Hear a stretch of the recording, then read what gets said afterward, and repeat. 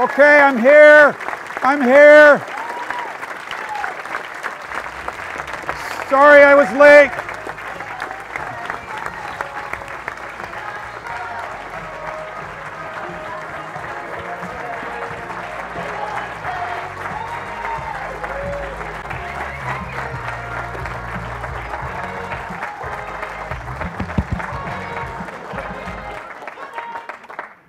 Oh, I'm sorry I'm late. I couldn't find this place.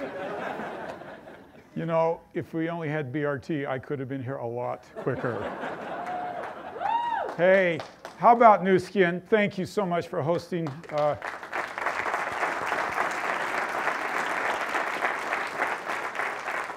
Truman Hunt, thank you. Fabulous community partner. Truly a force for good, not only throughout the world, but here in Provo. Thank you, and thank you for hosting today. How about that Channel 17 and the video? How many would just like to keep watching that over and over? Can we skip the speech? Well, Provonians, neighbors, friends, city council members, this is actually my 5th State of the City address. And every year it gets a little bit harder because I like short speeches. And yet we keep having so much to talk about that the speeches get longer and longer, and this year is no exception. Today I hope to tell you a little bit about what we experienced in '24 and our aspirations for 2015. And of course, we'll sprinkle in some of our signature announcements.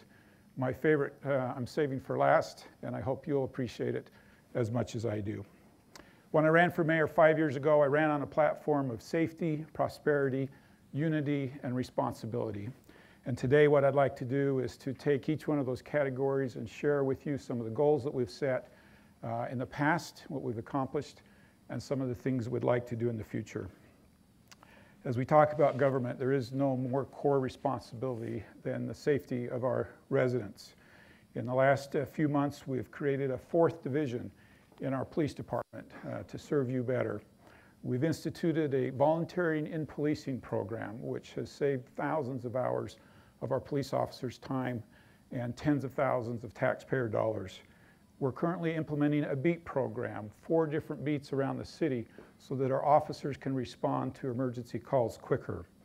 We created an SET, Special Enforcement Team, focusing on quality of life issues. In 1 year alone, this team had 122 arrests. Really amazing.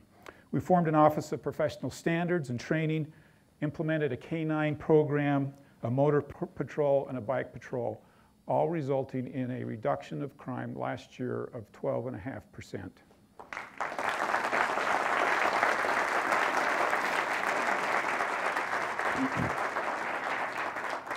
In fire, our team has gracefully and skillfully dealt with issues like our Tabernacle fire and so many more, saving lives on a frequent basis, many of lives. And they don't get to save lives every day, but you'll probably be surprised to know that every year they respond to over 12,000 calls to your homes, your families, and your businesses, protecting all of those things. As we look forward, it's important that we give these great public safety personnel the appropriate tools and staffing levels that they need. Many of you know that our public safety officials are dealing with the same staffing levels that they had near decades ago. Imagine the sophistication of crime that's changed, the number of new residents that we have, and yet we have the same force that we had some time ago. We have public safety, where our public safety reside is a 40-year-old building that was built for 40-year-old staffing levels and 40-year-old technology. And I don't know how all of you feel, but if we have a major earthquake, our first responders are responding out of a building that wasn't built for earthquakes. So one of the important dialogues that we need to have moving forward is what we do about a public safety facility for these people who serve us. A facility that will give them what they need to be successful, in addition to the appropriate staffing levels that they need and equipment. Many of us, including our police department, would like them to be wearing body cameras. Well, they're expensive, and then we have a lot of questions. In all areas of public service, we have those same type of equipment needs. So as we go into this next year, we need to have a dialogue about how we pay for this and how we give them the support that they need. Well, another important part of safety would be our streets in the city. Years ago, when we built streets, our goal was to move the highest volume of automobiles through a corridor as we possibly could. Well, that's changing. We now look at streets in a different way. The street that you're seeing behind me is Ogden, Utah. They built this in an attempt to build what's called a complete streets. It's no longer about moving automobiles through a corridor. We also want to move pedestrians, bicycles, and all modes of transportation through a corridor in a pleasant, safe manner. We've made a commitment as a city that as we look at our streets moving forward, every new major expenditure on a street will be looked at through these set of eyes of how do we change the nature of these streets to make them the type of streets that give us a high quality of life. We've worked very hard as a city to put together a bicycle and a sidewalk master plan. Council and others spent many, many hours on this and approved the bicycle and the sidewalk plan. And now it's time to implement it. As we go forward into 2015, we'll be looking for creative ways to finance this important part of our infrastructure. Well, let's talk about prosperity. It would be hard to find a city anywhere in the United States that has the prosperity story that we have here in Provo City. Hundreds of millions of dollars invested into our city in every aspect. It's amazing. We're being recognized nationally. Forbes magazine has given us a #1 ranking for business and careers. Isn't that fun? Little Provo, Utah, giving that type of national attention.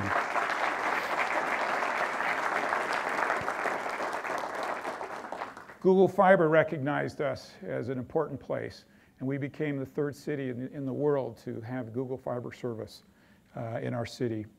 Important infrastructure upgrades are helping with our prosperity. A lot of us don't think about this, but we're putting in a road called the West Side Connector that's giving a vital connection to the west part of our city and will bring economic growth and development into that part of our city. And there's, of course, our downtown. Amazing. We all love our downtown. The vitality and the heartbeat that comes from this. I tell many people that our downtown is very much the soul of Provo. And as our downtown does well, people feel good about our entire city, and it's doing so well. Well, looking forward, our residents have been very clear. They want more retail options. We have a number of people that would like to see a grocery store on the west side, and I'd like our residents to know that we're going to double up our efforts to make that happen. They want to see more at East Bay, more retail at East Bay, and we're doubling up our efforts. As a matter of fact, tomorrow night we're going to have a retail forum that I'd like to invite all of you to talk about retail, what's realistic and what's not. And we'll actually be introducing a new program. It's a little bit of an experiment. We're calling it We Tell Retail. And it's our hope. Residents love to get engaged and want to be part of the process of recruiting. And this is one way that we're going to give them to actually get involved and engaged in attracting retail into our city. Downtown's doing remarkably well, but we want to do better. We want to keep the momentum going.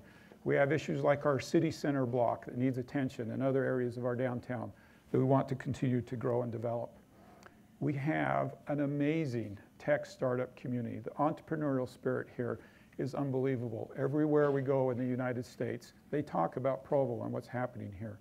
And we want to make sure that we're giving this community a vibrant place to flourish and grow and have their startups become reality. We'd like to have increased service at our airport. Our residents love our scheduled service into the airport and want more flights, and that's high on our list.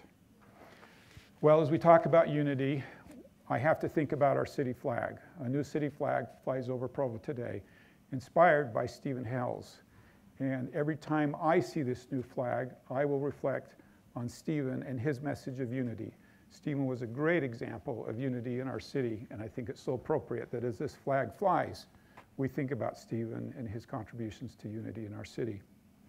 Rock Canyon was a tremendous success for the city last year and adds to our unity. It preserves a part of our city for recreation and coming together as families and individuals for solitude and contemplating. There's no better spot in our city for unity than the recreation center.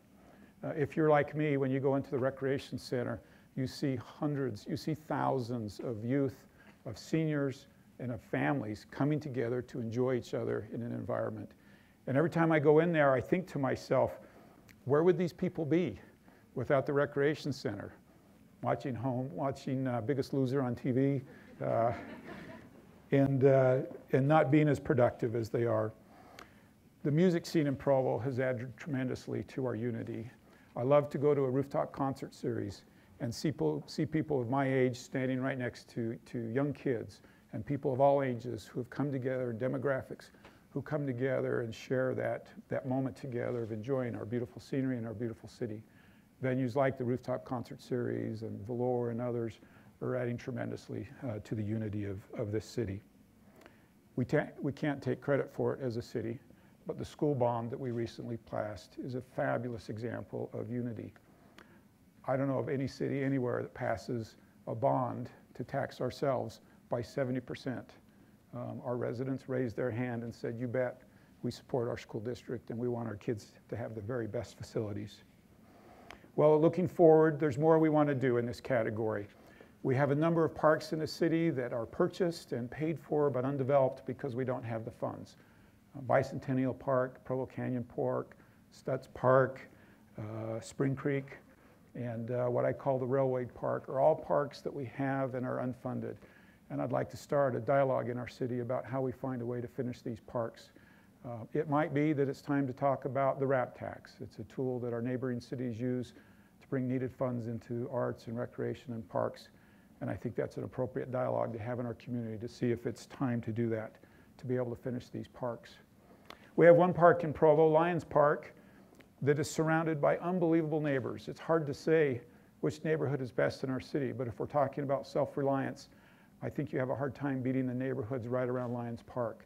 They put in their own sidewalks, they put in their own park amenities with almost no city help. It's amazing. Almost a year ago, we had a tremendous rainstorm, and it washed out the stairway in this park. And it made it so that it was harder for these neighborhoods to connect and use this park and connect with each other. We've struggled because we want to rebuild that, but we don't have a funding source. I'm pleased today to announce to this good neighborhood that works so hard to improve things themselves that we've, thanks to the careful planning of the Parks and Recreation Department, we've found the funding to build that stairway. And this spring we'll begin construction on that stairway that will again connect these neighborhoods. Lions.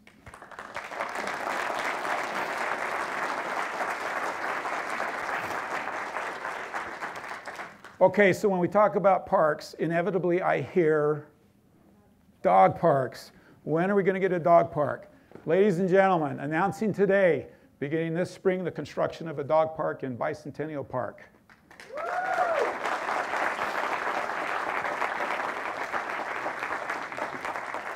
I personally believe it will just be the first of several parks throughout our city. Our dog community has been loud and clear. They want a dog park. And I think, like everything else we do in Provo, we're going to do this right. And we're going to have some of the best dog parks in the region for those who love dogs. Well, we need to improve our existing parks and trails. Some of you know that it's been a long time ambition of mine to have a beach at Utah Lake. And we've actually started discussions with our stakeholders of Utah State Park and the county, and are looking at a feasibility study. We're in the midst right now of a feasibility study to see if we can get that beach down at Utah Lake. We want to increase voter turnout. We want to get more of our residents engaged in our elections, and the City Council and administration are having in-depth conversations about how we improve our voter turnout. Vote by mail is an option that we're looking at, something that may have the potential to double those of you who get engaged and vote. Well, let's talk about responsibility. It'd kind of be impossible to pick one word that defined Provo better than responsibility. We love to be a responsible place. And I'm pleased that in an independent study of our taxpayers, they responded, and 84% of the taxpayers in Provo told us they get a good to an excellent value for their tax dollar. Isn't that amazing? How many of you feel that way about your federal tax dollar?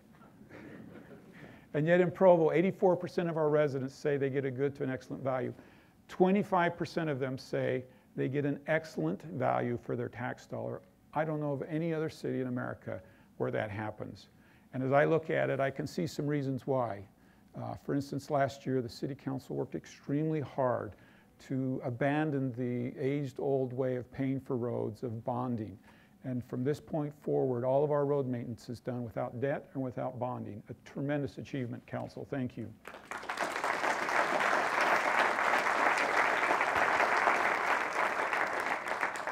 We're running our city on fewer employees than we had in 2008.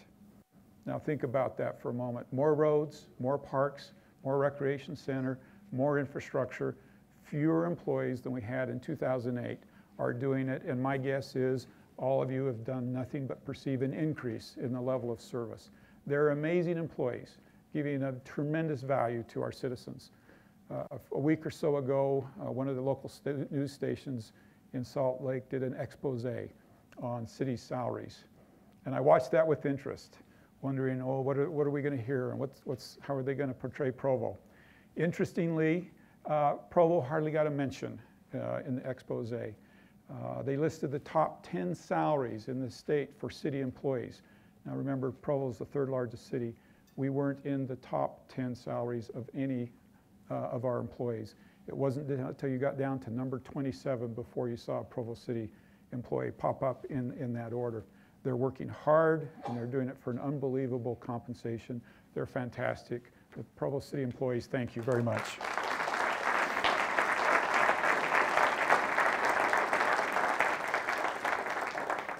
Looking forward, like everything else, there's much to do. Our City Council has adopted as their #1 priority a sustainable budget. Now, this means a lot of things, but I'd like to point out 2 things primarily. It means that they want to make sure that your tax dollars are spent very, very carefully, and that you continue to think that you get a tremendous value for your tax dollar. But it also means that they're looking ahead to critical infrastructure and how we're going to pay for that, how we're going to pay for additional police officers and a public safety facility. And I congratulate them and applaud their efforts on a sustainable budget. We're a transparent city. I tend to think we're more transparent than any city I know, but we want to be more transparent. We want to be more accessible for our residents. Recently, under the category of responsibility, the city adopted a red air alert policy for our employees. I'm here to tell you today the reason that we've had no red air alert days today is the city's employee personnel policy. It's a fabulous policy. We want to develop a tree replacement program. We learned when we started studying BRT that many of our beautiful trees were near the end of their useful life, and we should have been replacing those sooner. So it's our intention to put a tree replacement program throughout the entire city so that we always have these beautiful trees that we enjoy so much. And I'm pleased to announce today that beginning immediately after the next City Council meeting, assuming they approve it, Provo City will have a program called Renew Choice. What is Renew Choice? Renew Choice gives every resident the ability to select from 0 to 100% of the power that powers their home to be from renewable options and not coal.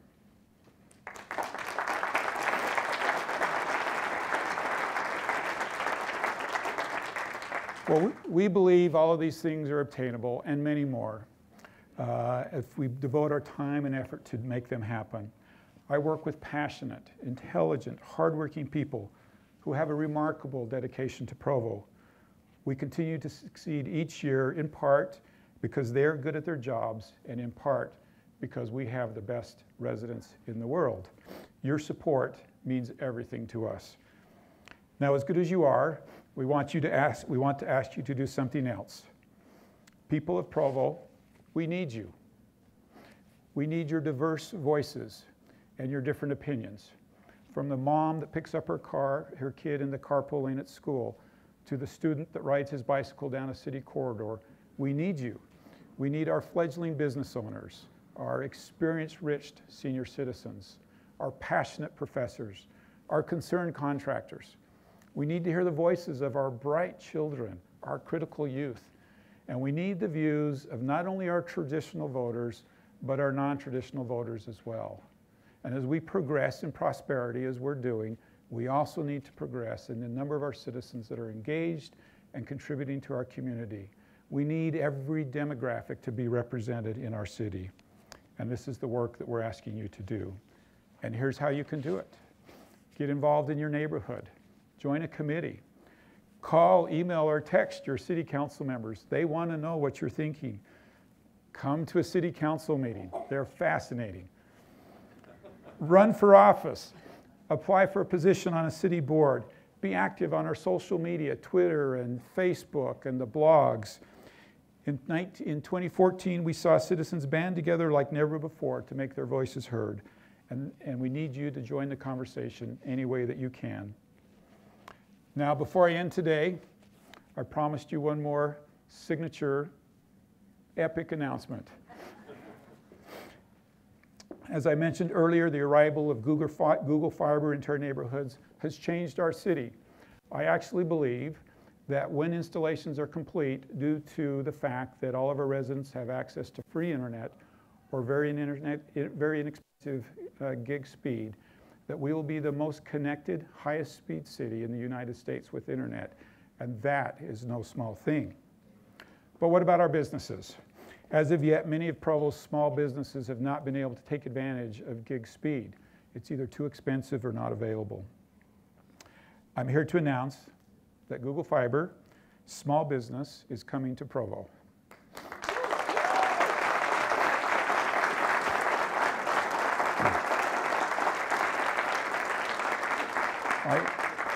I actually believe that this will have more impact on us as a city than the residential Google installations that we've been experiencing.